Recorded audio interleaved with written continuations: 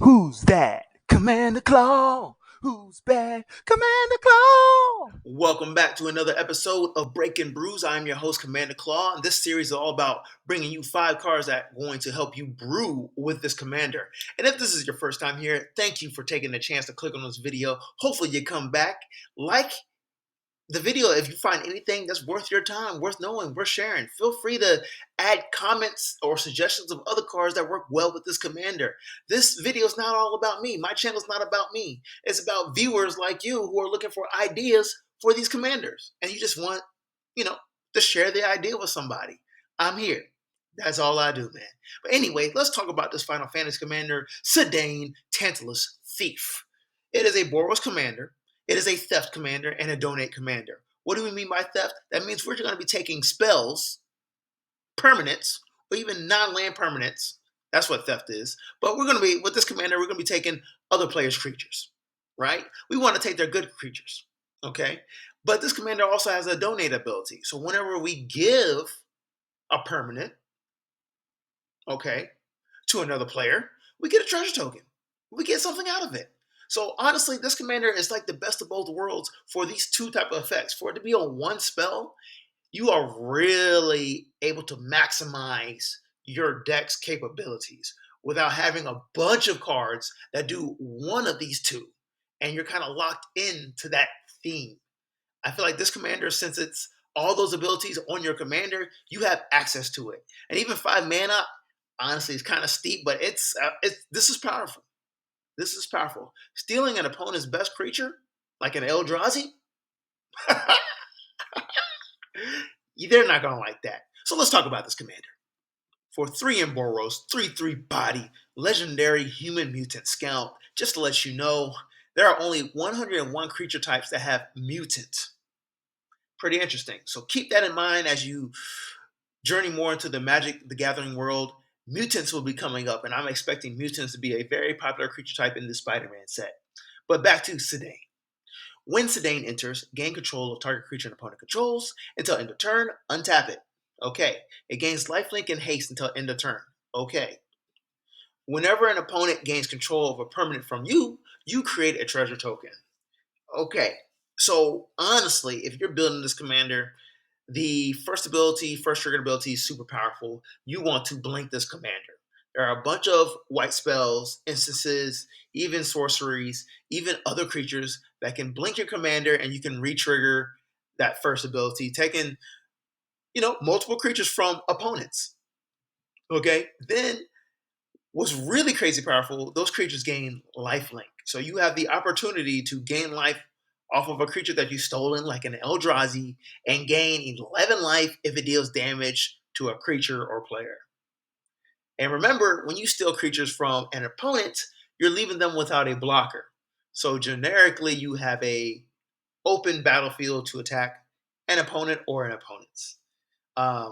Was really get nasty if you have the ability to give that creature that you stole myriad, or you're able to create a token copy that's able to attack with haste. Just saying, just to give y'all thoughts. Yeah, the next ability, super powerful. I think you can really mana ramp effectively, and that's going to be very important. I'm glad they added this donate ability where you get a treasure token after giving a permanent to a opponent, and permanents can move around to opponents very quickly and easily. The reason why I like this treasure token because it is tough to generate mana in boros colors. So for your commander just to be able to give away something and return you get a treasure token, you're winning here. You can use that mana to cast your commander at a later turn or for another bigger spell or multiple spells. Do as you please. On to the first card. Let's abuse the first ability.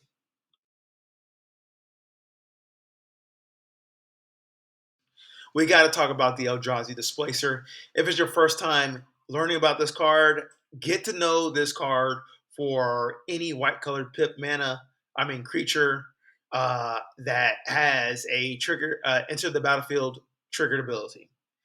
Eldrazi Displacer is abusive. For 2 and a white, 3/3 body, that's pretty big.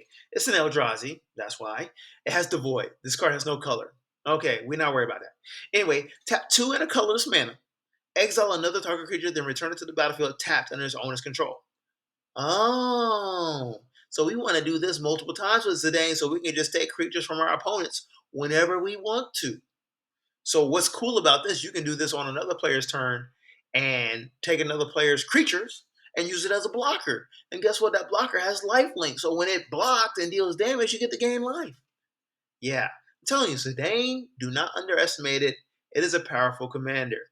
I would say be wary of it being targeted because you will be left defenseless when you're taking opponents' creatures, and they're going to be cautious on what creatures they put out. Beware of that.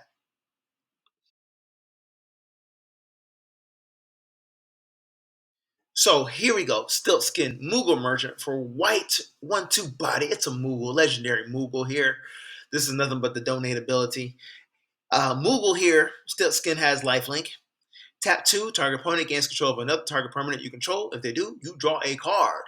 Awesome. One of my favorite things to donate to a player would be a Stuffy Doll. Stuffy Doll, whenever it deals damage, you have chosen a opponent, and whenever Stuffy Doll takes that damage, that opponent takes that much damage too. Yeah, and Stuffy Doll is indestructible. That's why it's nasty. Moving on to the next card. This card on the left-hand side is not played often. I don't see it much on EDH Rec, but I do think it's underrated. I'm going to highly encourage you to add Contested Game Ball. For 2 mana, it's an artifact that says whenever you're dealt combat damage, the attacking player gains control of Contested Game Ball and untaps it. Tap 2 and tap it. Draw a card and put a point counter on Contested Game Ball. Then if it has 5 or more counters on it, sacrifice it and create a treasure token. What I really most like about this card is it is a card draw artifact for 2 mana. For 2 mana. If you are able to not lose control of it, you could draw easily 5 cards from this every turn. Low end CMC, 2 mana to draw a card, especially in Boros colors, slick nasty. But you will be a target because your opponents will want to draw cards too. And if they attack you and deal damage, they get control of it. But if you have Zidane on the battlefield, wants to take control of it, you get to get a treasure token. So you win here. But I got a creature over here on the right-hand side that kind of like balances this card out. Let's check it out. Karn the Betrayer for 3 and a red, 5/1 body. Legendary Astartes Berserker from the Warhammer 40k set. That's right, y'all. It has the Berserker ability. Karn the Betrayer attacks or blocks each combat if able. Okay. Siegel of Corruption is his other ability. When you lose control of Karn the Betrayer, draw 2 cards. Okay. Okay. Next up, then, the Betrayer is another ability. If damage will be dealt to Karn the Betrayer, prevent that damage, and an opponent of your choice gains control of it. Okay, so we want to be giving away Karn the Betrayer anyway. And he's pretty much indestructible, honestly. It prevents all damage. So what you need to know about him is he's preventing damage that's done to him, and opponent of your choice gains control of it. He is a political commander right here. So the first time you lose control of him, you're going to draw 2 cards. If you gain him back, gain control of him back, and you give him back away, that's another 2 cards. And he's a 5/1 body, so he's going to be able to take out pretty solid creatures. He's doing damage. He is a melee type of group slug artifact, not artifact, Astartes Berserker creature. Moving on. Here's another card you want to give away. Yes Man Personal Securitron for 2 and a white, 2/2 body, legendary artifact creature robot. He says tap him. Target opponent gains control of Yes Man. When they do, you draw 2 cards and put a quest counter on Yes Man, only during your turn. Then it says wild card. When Yes Man leaves the battlefield, its owner creates a tapped 1/1 white sword creature for each quest counter on it. So he is able to go wide. But what we like about him, he is a self-donating type of commander. And he's your card draw. But what should you do with him?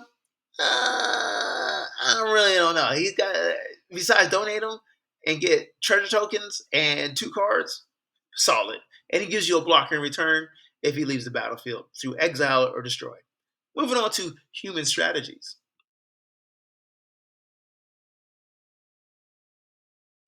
Okay, this is a new favorite card of mine. I just discovered this one. Lost an Arc Captain for 3 and a white, 3/1 body. Human Soldier, first strike. Ooh, 3/1 first strike. Do not sleep on that. It says whenever Lost Ark captain, or another human enters the battlefield under your control, tap target creature and opponent controls. Oh, what do you know? Zidane is a human, so this plays on curve. Then at the beginning of your upkeep, create a 1/1 white human creature token. Wow, it creates its own tokens in order to tap creatures for you. Are you kidding me? For 4 mana to do that? Then you can steal opponent's creatures and attack with them with lifelink? If you have Zidane on the battlefield? And you can blink it? Come on, man, what are we doing here? Must add card. Moving on to the next. So if you are brewing this commander, I suggest you look at some human synergies. Humans do a lot of powerful things, human tribal, but I think one thing that is one ability that is underestimated in the world of Magic is tapping down creatures. Probably when anybody says tapping down creatures, you think of Koma, the Great Cosmic Serpent, but the white color pip does this well. I forgot the Helda's Queen Crown. She's one of my favorite Azorius commanders that tap down creatures and rewards you. But Zidane should be able to do that too. If you build the deck with that mini sub package in mind, because you need creatures to attack with, and your opponents will have blockers. And if you tap down their blockers, they can't block, and you can deal damage. Easy as that. Or you prevent abilities happening, like activated abilities, if they have a tap in it. Anyways, Sanctuary Lockdown for 2 and a white, an enchantment. Human creatures you control get +1/+1. This will make Zidane a 4/4. Next up, you tap 2 mana, tap 2 untapped human creatures you control, tap target creature and opponent controls. Bam! Easy as that. Get your way, tap down blockers, going for attack, get some damage, win the game.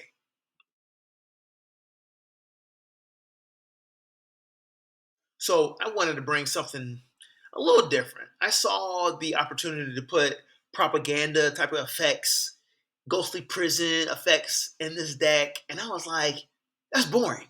Everybody says that. Well, I got Norn's Decree for you. For 2 and a white, it's an enchantment. It says whenever one or more creatures an opponent controls deal combat damage to you, that opponent gets a poison counter. Oh, let me read that for you again.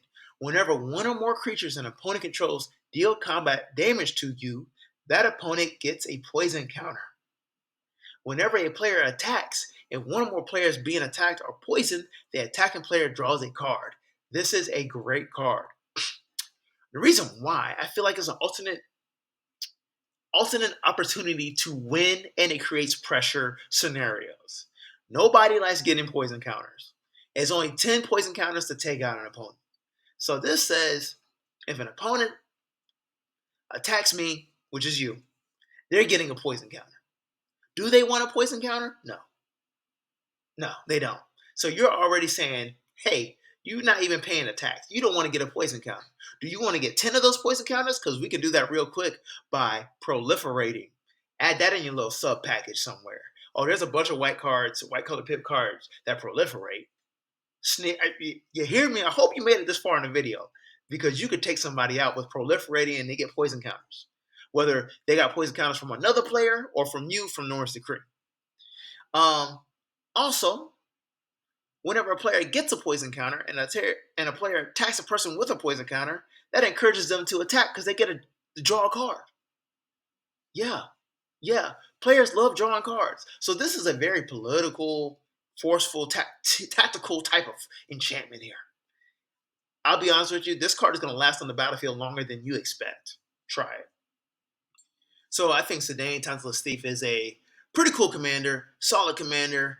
It rewards you for donating permanents to opponents and getting treasure tokens, which offsets its high casting costs, and it offsets its boros color scheme where they don't make mana very well without heavy investment in some type of spell to create treasure tokens or mana rocks, just like that. To be honest with you, when I saw this commander, I thought of making a coin theme deck. Like all the cards have a bunch of gold coins and stuff like that, like Rags to Riches and stuff like that. But that's just me going off the, different path real quick. But otherwise, I think it's a pretty cool commander from the Final Fantasy set. Thank you for watching. Like, comment, and subscribe.